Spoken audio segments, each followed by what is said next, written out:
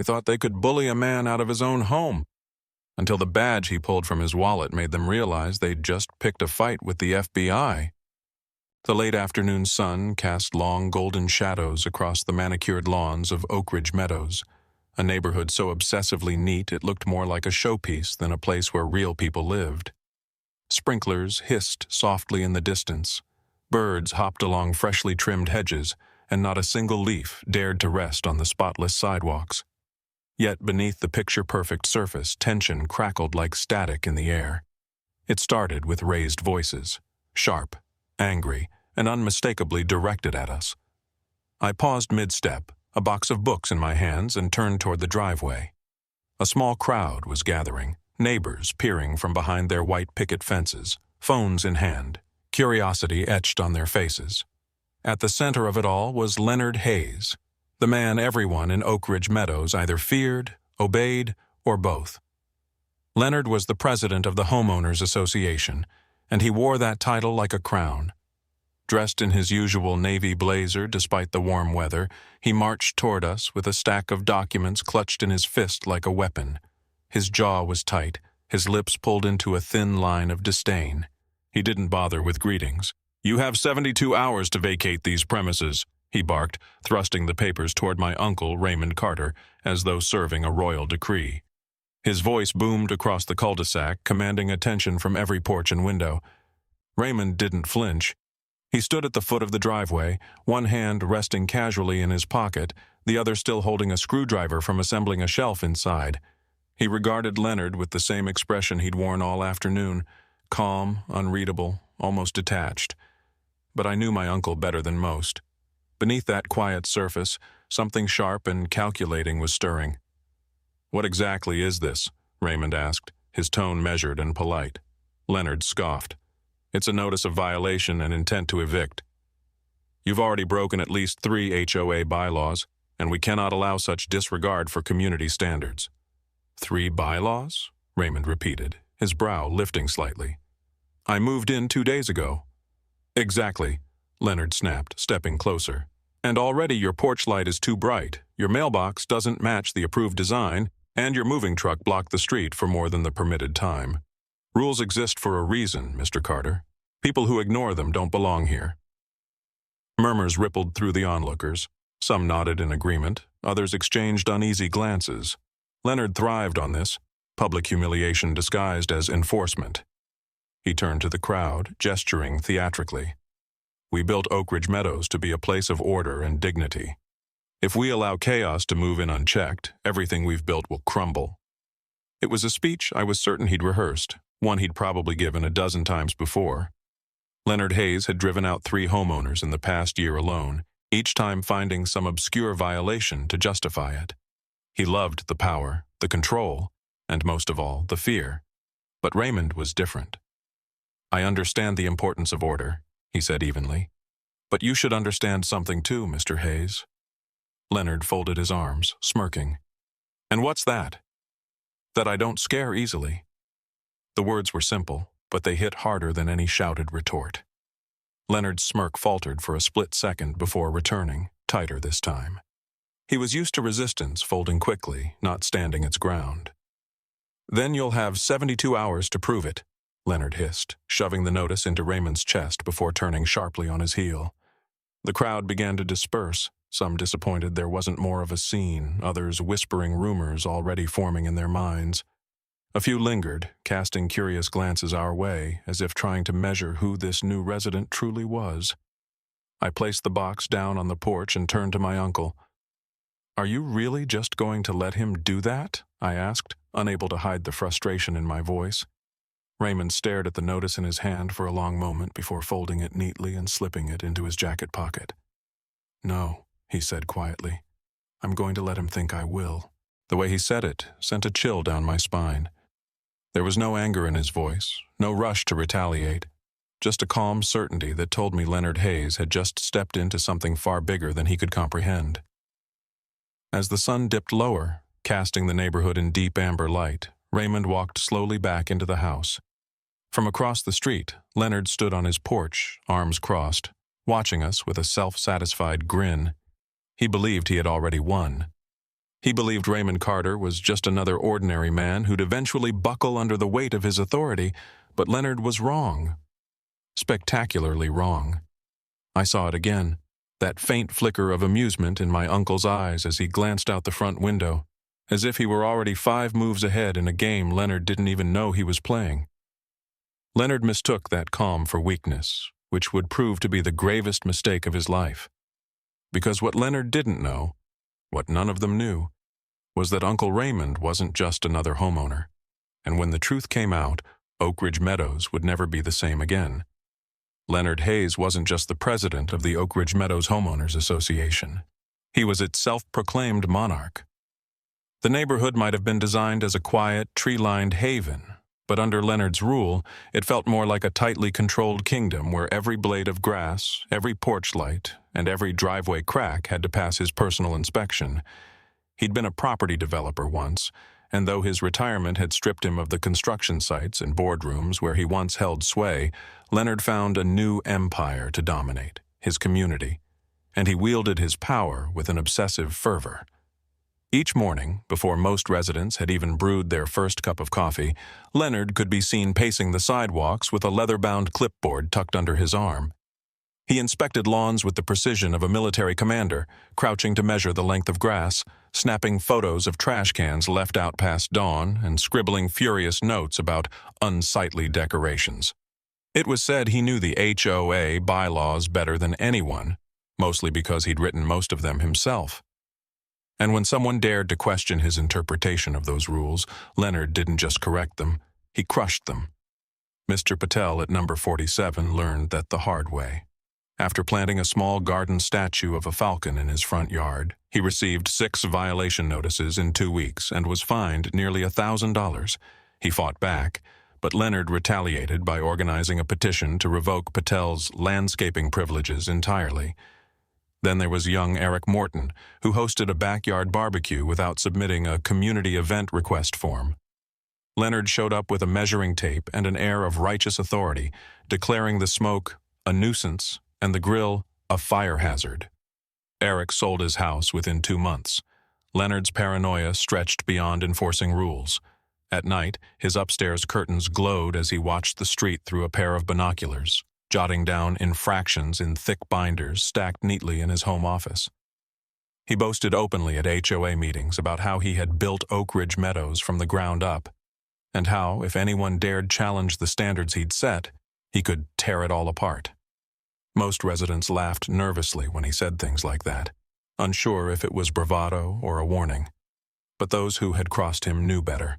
Leonard always made good on his threats. So when Raymond Carter moved into house number 12, Leonard was ready before the moving truck even left the curb. The very next day, a bright orange violation notice appeared on Raymond's mailbox, accusing him of installing an unapproved fixture. The porch light, a simple black lantern-style fixture Raymond had brought with him, was deemed too bright for community standards. 2 days later, another notice followed. Mailbox design not in compliance with Section 3A. And then came the third, claiming Raymond had left a vehicle unattended in a public access zone because the moving truck had been parked for an hour longer than Leonard deemed acceptable. Each letter was more absurd than the last. Yet Raymond didn't storm into Leonard's office. He didn't shout, argue, or demand explanations. Instead, he simply folded each notice neatly, tucked it into a file folder, and continued unpacking. To Leonard, that silence was proof of surrender. "He's not going to last long," Leonard told his vice president, Martin Glenn, during their weekly HOA patrol. "They all start like this, calm, polite, reasonable. Then they get tired of the pressure, and they're gone within 6 months." Martin, a timid man who followed Leonard's lead in everything, nodded uncertainly. "He seems different," he ventured. "Not like the others." Leonard chuckled. "Different? No, Martin, they all think they're different. But the rules don't care how different they are." But there was something Leonard couldn't see, a subtle shift in the neighborhood's air. While he saw Raymond's silence as submission, others noticed the small details he missed. The way Raymond would pause for just a moment before reading each notice, as if cataloging it. The quiet conversations he struck up with neighbors Leonard had once targeted. The calm, steady gaze he gave Leonard whenever they crossed paths, not of a man afraid, but of one studying his opponent. One evening, Leonard's arrogance pushed him into more dangerous territory. He parked his sedan near Raymond's home and sat watching through the windshield as Raymond worked in the garage. "He's planning something," Leonard muttered to himself, gripping the steering wheel tighter. "I can feel it." His suspicion grew into obsession. He started sending anonymous complaints to the city inspector's office, hoping to trigger fines. He instructed HOA board members to casually walk by Raymond's property and report anything that looked non-compliant. He even suggested installing additional security cameras on the street, all aimed conveniently in Raymond's direction. And yet, nothing rattled the new homeowner. Raymond still waved politely at neighbors, still mowed his lawn every Saturday morning, and still ignored Leonard's theatrics with infuriating composure. "Why isn't he reacting?" Leonard fumed during an HOA board meeting, slamming his fist on the table hard enough to rattle the water glasses. "It's like he's daring us to push harder." Martin shifted uncomfortably. "Maybe that's not a good idea, Leonard." "He hasn't actually broken any major rules." Leonard's eyes narrowed. "Everyone breaks a rule eventually, and when he does, we'll be ready." He didn't realize how dangerously close he was to overstepping, or how much that arrogance would cost him. Raymond Carter was not the man Leonard believed him to be. He wasn't a meek retiree or a clueless newcomer. He was someone who had spent a lifetime facing men far more dangerous and manipulative than Leonard Hayes, and winning. Leonard's reign over Oak Ridge Meadows had gone unchallenged for years, but now, without even realizing it, he had picked a fight with someone who wasn't playing the same game. And as the days grew shorter and the tension thicker, it became clear that Leonard was walking straight into a battle he couldn't possibly win. What Leonard failed to realize was that he was picking a fight with a man who had spent his life taking down people far more dangerous than a suburban tyrant. The morning that pushed everything past the point of no return began quietly, almost deceptively so. The sky was painted with soft streaks of orange, the street still and peaceful as the neighborhood stirred awake. Birds chirped from the maples lining the sidewalks, sprinklers hissed softly, and somewhere in the distance, a dog barked. But as Raymond Carter stepped outside to collect the newspaper, the calm shattered. Sprayed across his white garage door in crude blood-red paint were the words, "Eviction notice, 72 hours." The letters dripped like fresh wounds against the clean surface, bold and unmistakable. For a moment, Raymond just stood there, the paper still tucked under his arm, his expression unreadable. Neighbors began to emerge from their homes, some pretending to check their mail, others openly staring. Whispers floated across the street. "Did you see that?" someone murmured. "Leonard's finally doing it," another replied. "I told you Carter wouldn't last long." Across the street, Leonard Hayes leaned casually against his fence, coffee mug in hand, feigning surprise. "Such a shame," he said loudly enough for everyone to hear. "Some people just don't understand how communities work." But there was a flicker in his eyes, a spark of satisfaction he couldn't quite hide. Raymond exhaled slowly, walked back inside without a word, and returned moments later with his phone. He took photos from every angle, the spray paint, the sidewalk, even the faint boot prints leading across the lawn. He didn't shout accusations. He didn't storm across the street. He simply documented everything, step by step, with the patience of a man who had weathered worse storms than this. That patience unnerved Leonard more than he cared to admit. He had expected outrage, yelling, threats, maybe even a police call. But when none of that came, it made him restless. He doubled down on his campaign. Within a week, 3 new violation letters arrived in Raymond's mailbox. One cited improper shrub trimming. Apparently the hedge was 1 inch too tall. Another fined him for leaving a garden hose uncoiled overnight. The third, more dramatic, accused him of flying an American flag that exceeded the approved dimensions. Leonard even called a special board meeting to discuss continued non-compliance at property number 12. At that meeting, his arrogance was on full display. "We cannot let this man erode the values of Oak Ridge Meadows," Leonard declared, pacing at the front of the room as board members nodded along. "If he thinks he can ignore the rules, then we need to show him that the rules will not ignore him." Martin Glenn, his vice president, shifted nervously. Leonard, maybe we're going too far. That graffiti incident. What graffiti incident? Leonard interrupted sharply, his voice slicing through the air. No one saw who did that. It could have been anyone, maybe even Carter himself, trying to play the victim. The room fell silent. Even those loyal to Leonard exchanged uneasy glances. But none dared to challenge him outright. Leonard was too powerful, too vindictive. What none of them realized was that Raymond had already begun his counterattack. 2 days after the graffiti appeared, small, nearly invisible security cameras were installed under the eaves of his home, silent sentinels watching every inch of his property. He continued to photograph every violation notice, storing them in a growing file. He even began filing official requests for HOA financial records, citing his rights as a homeowner. Leonard scoffed when he heard about the requests. "Let him look," he sneered to Martin. "He'll find nothing." But even as Leonard dismissed him, the paranoia began to creep in. He noticed Raymond speaking quietly with neighbors, men Leonard had bullied for years but who now seemed willing to talk. He caught glimpses of Raymond writing notes on a legal pad late into the evening, porch light casting a pale glow over his face. Once, Leonard even thought he saw a black SUV parked at the end of the street longer than usual. It was gone by morning, but the unease it left behind stayed with him. Still, Leonard pressed forward, convinced he was untouchable, and then he made the mistake that would seal his fate. Fueled by frustration and an inflated sense of invincibility, Leonard prepared a packet of documents for the county zoning office. Inside were fabricated claims that Raymond's shed violated setback requirements and that his fence was built without proper permits, all false, all designed to trigger legal action that could lead to forced removal. It was a reckless gamble, but Leonard was confident no one would question his authority. After all, they never had before. "Once this is filed," he told Martin, sealing the envelope with a triumphant grin, "Carter won't stand a chance. He'll be out of here before winter." But Martin didn't smile. "Are you sure this is wise, Leonard? If anyone finds out, no one will," Leonard cut in. "I've handled far bigger headaches than one stubborn homeowner." Yet as he dropped the envelope into the outgoing mail slot, a faint sense of unease lingered, a whisper he couldn't quite silence. For the first time in years, Leonard Hayes felt like someone was watching him. The following week, county inspectors arrived at Raymond's door, armed with Leonard's fraudulent paperwork. Raymond listened calmly as they explained the alleged zoning violations, then politely asked for copies of the complaint.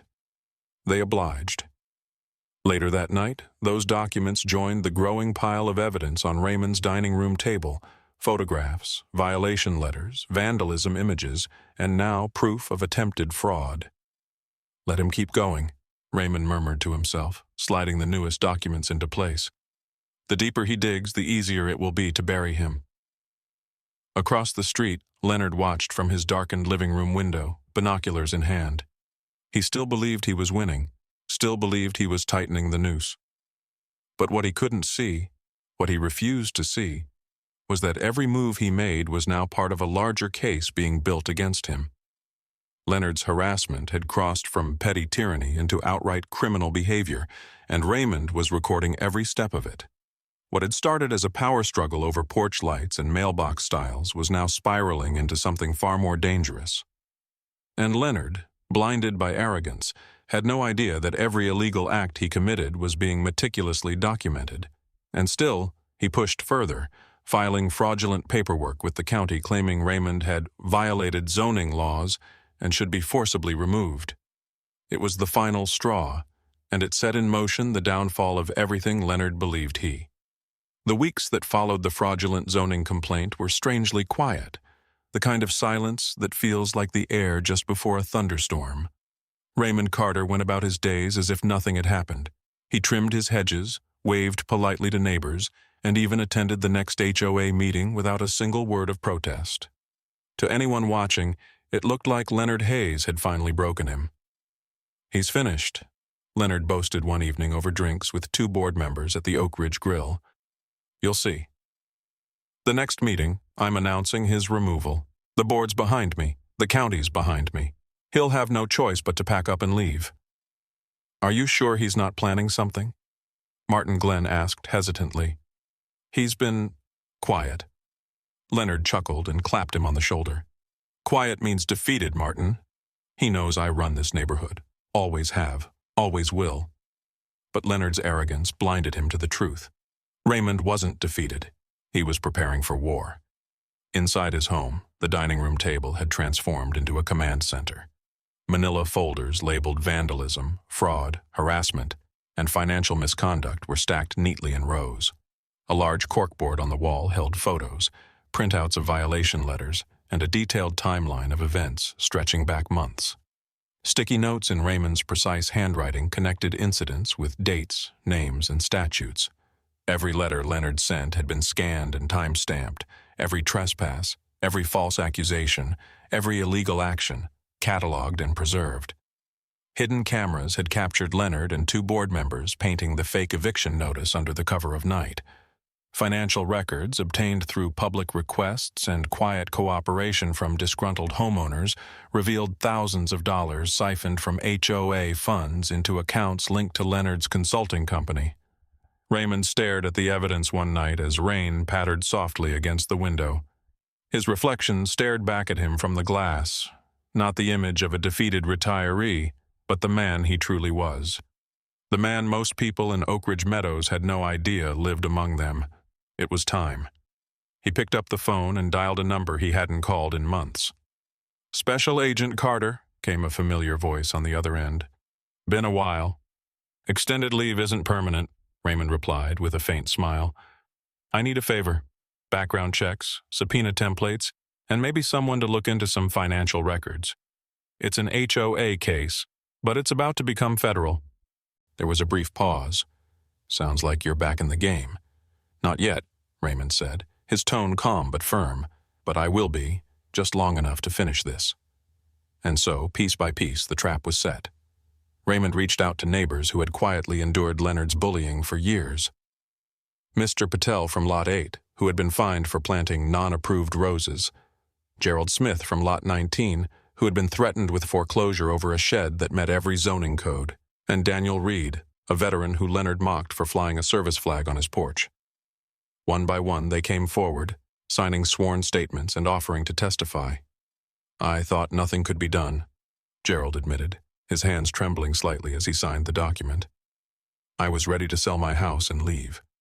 "That's exactly what he wants," Raymond said quietly, "but we're not running anymore." The evidence grew until it no longer looked like the grievances of a single homeowner.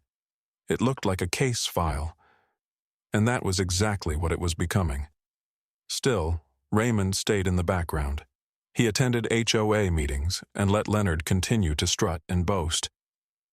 "We're taking back our neighborhood," Leonard declared at one, slamming his fist on the table. "This man thinks he's above the rules, but he'll learn the hard way." The room chuckled nervously, but Leonard didn't notice the subtle shift in the air, the way some neighbors no longer laughed as loudly, the way eyes darted toward Raymond with quiet curiosity. Then, one evening, a package arrived at Leonard's door with no return address. Inside was a single piece of paper, a county record of a subpoena request for Oak Ridge Meadows HOA bank statements, listing federal inquiry pending in the notes. Leonard's hands shook slightly as he read it. This can't be right," he muttered. "No one would dare." But deep down, something cold began to gnaw at him. The board gathered in his office that night. "Leonard, what is this?" Martin asked, waving the paper. "Federal inquiry?" "Into us." "It's nothing," Leonard snapped, though sweat beaded on his forehead. "Probably just a clerical mistake. Carter's desperate. That's all this is." But as the meeting date approached, Leonard found it harder to sleep. Every car that passed his window made his heart skip. Every knock at the door felt heavier than it should.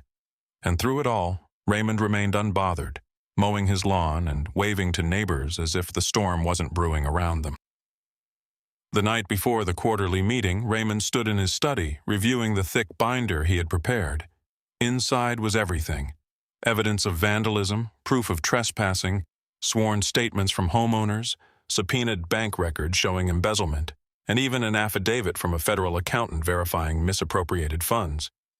He closed the binder and rested his hands on the table. "You always thought you were untouchable," he whispered, as if speaking to Leonard across the street. "But you picked the wrong man." The next morning dawned crisp and clear, the kind of autumn day that made the neighborhood look picture-perfect. White fences, trimmed lawns, flags fluttering gently in the breeze. It was the calm before the storm, and Leonard felt on top of the world. He stood before a mirror, adjusting his tie, practicing the speech he planned to deliver that evening. "Effective immediately," he rehearsed with a smirk. "Raymond Carter is in violation of multiple HOA bylaws and will be removed from the community." Across the street, Raymond was readying his own materials, not for a defense, but for an indictment. And when the clock struck 7 that night, the HOA meeting Leonard believed would crown his victory would instead mark the beginning of his downfall. What no one realized was that Raymond was quietly building an airtight case. Every letter, every false complaint, every illegal entry, all cataloged and time-stamped. He reached out to neighbors Leonard had bullied in the past, convincing several to sign sworn statements. He subpoenaed bank records showing suspicious withdrawals from HOA accounts, which pointed to embezzlement. And all the while, he remained patient, letting Leonard dig himself deeper. Then came the bombshell Leonard never saw coming. Raymond Carter wasn't just a retiree. He was a senior investigator with the Federal Bureau of Investigation on extended leave after decades of dismantling criminal organizations. And now he was turning his skills on Leonard Hayes. The arrogance that had always protected Leonard was about to become the very thing that destroyed him. A date was set for the next HOA meeting, one Leonard planned to use to announce Raymond's eviction. Instead, it would become the scene of his public unraveling. The night of the HOA meeting felt heavier than usual. A crisp autumn breeze swept through Oak Ridge Meadows, carrying with it a quiet tension that hung over the neighborhood like a storm cloud waiting to burst. The community center, usually half empty for these gatherings, was overflowing. Neighbors packed the rows of folding chairs, whispering in hushed tones about the vote they believed would finally rid them of Raymond Carter. Leonard Hayes stood at the front of the room like a conquering general, his tie perfectly knotted, his clipboard clutched like a weapon. The smug smile on his face never wavered as he scanned the crowd. This was his night, the night he would prove once and for all that no one could defy him and win. "Order, everyone, let's come to order," Leonard announced, rapping the gavel sharply against the table. The chatter died down. This meeting of the Oak Ridge Meadows Homeowners Association is now in session. Tonight's agenda is simple: a vote to remove Mr. Raymond Carter from this community for repeated violations and continued refusal to comply with HOA standards. There was a ripple of murmurs. Some nodded in agreement. Others looked uncertain. Raymond sat quietly in the third row, hands folded in his lap, his expression unreadable. To anyone watching, he appeared calm, almost too calm. Leonard mistook that composure for defeat. "It's about time we cleaned up this neighborhood," he continued, puffing out his chest. "We all know Mr. Carter has made a mockery of our rules. He's left hoses out, trimmed hedges improperly, and refused to correct his mailbox. These might seem minor, but rules are what keep our community strong. Without them, everything falls apart." A few scattered claps broke out from Leonard's loyal supporters. He smiled wider. "Now, unless there's any objection, we'll proceed with the vote." "Actually," Raymond's voice cut through the room, calm and steady, "before we vote, I think everyone here deserves to see something." The room fell into a stunned silence. Raymond rose from his seat and walked down the aisle with deliberate, measured steps. Every eye followed him. Even Leonard's confident grin faltered slightly as Raymond placed a thick folder on the table beside the gavel. "What's this?" Leonard asked, trying to sound dismissive. "Evidence," Raymond replied simply. He flipped open the folder and spread several photographs across the table. The nearest board member leaned forward and paled. The first image showed Leonard and 2 others under the cover of night, spray painting the words "eviction notice" across Raymond's garage door. Another showed Leonard climbing over Raymond's fence, flashlight in hand. A gasp rippled through the room. Leonard's face went red. "These are fabricated," he sputtered. "Doctored images. Nothing more." "They're not," Raymond said, his voice as steady as ever. "They're from security cameras I installed the night before. Cameras I legally own on my property. And they don't just show trespassing. They show vandalism, conspiracy, and harassment. The crowd was no longer murmuring. They were whispering openly now, heads turning toward Leonard, eyes narrowing. Raymond wasn't finished. He pulled out another set of documents and laid them next to the photographs, bank statements with highlighted withdrawals.